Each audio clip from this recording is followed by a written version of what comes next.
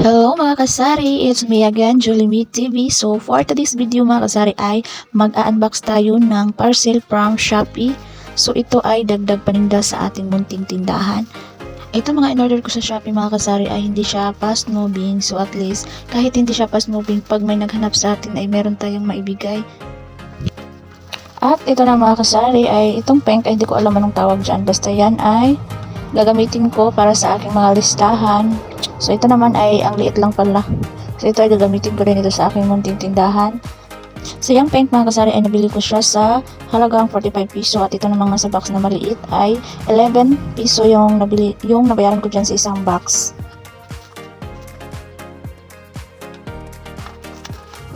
At ito nga ballpen mga kasari ay puhunan dyan ay 5 piso, bintahan ko naman ay 12 isa kasi may shipping fee pa at hindi siya ganun ka fast moving. So doon tayo nakakapatong ng medyo malaki sa hindi fast moving at bintahan ko naman ito ay 15 piso isa at ito namang notebook ay sa akin, may gagamitan ako. So ang nabayaran ko naman dyan ay 145. So ayan.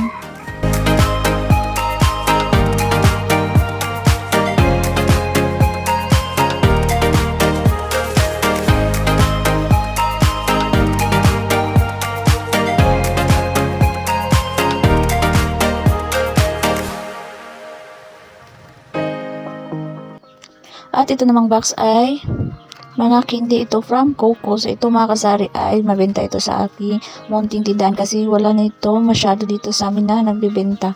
So ayan, umorder ako sa Shopee at nakamura ako ng shipping dyan. Nasa 21 piso lang yata yung nabayaran kong shipping fee at mura sa kanila mga kasari.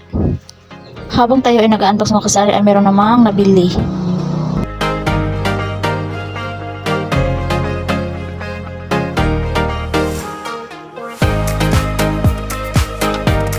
Ayan ang ating mga candy mga kasari. So ito ay lollipop. So ito ay mabenta sa aking tindahan at yan ay dinalawa ko. Puhunan dyan mga kasari ay 105 ang isa. Tapos bintahan ko naman ay 5 piso, 30 pesos ang laman. Ito naman isang lollipop ay ganun din 5 piso isa. So ayan. So itong nakabalot mga kasari ay 5 piso pa din ang aking bintahan. So yung dalawang maliit na nakabalot ay piso isa dahil yan ay chocolate. So ito namang isang nakabalot na may jar, so lollipop pa din yan at 5 piso pa din ang aking bintahan. Puhunan naman dyan ay 105, so 30 pieces, 5 piso pa din ang isa. At ito namang nasa nakabalot ay ito ay chocolate. So puhunan naman ito mga kasari ay 72 lang, kaya piso isa ang aking bintahan. So yan, maganda yung lalagyan niya mga kasari. So dyan ako masyado nagagandahan sa laman. So kaya kahit maliit na ang patong natin dyan ay gagamitin ko naman yung lalagyan. Ito naman isa makasari ay puhunan niya ay 115, so mas mahal ito ng konti.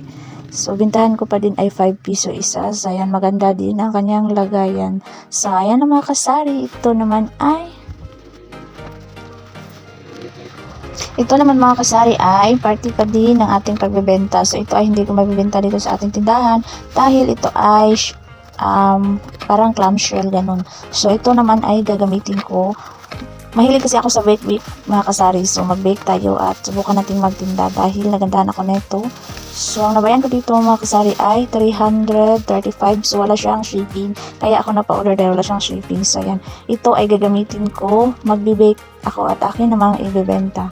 So meron akong picture dito mga kasari na ipapakita na meron na siyang laman. At ito na siya mga kasari. So nag-bake ako ng banana cake. So yan, nilagay ko dyan. So bintahan ko na mga kasari ay 50. Ayan mga kasari, dito lang muna magtatapos ang aking video. So sa mga na-subscribe pala sa aking YouTube channel ay maraming salamat po sa inyo. At sa mga hindi pa nakapag-subscribe, baka naman please subscribe to my YouTube channel. Kasi po, mas marami pong nanonood ng aking video na hindi pa nakapag-subscribe.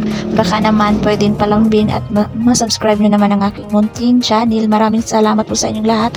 At happy selling mga kasari. God bless. Bye!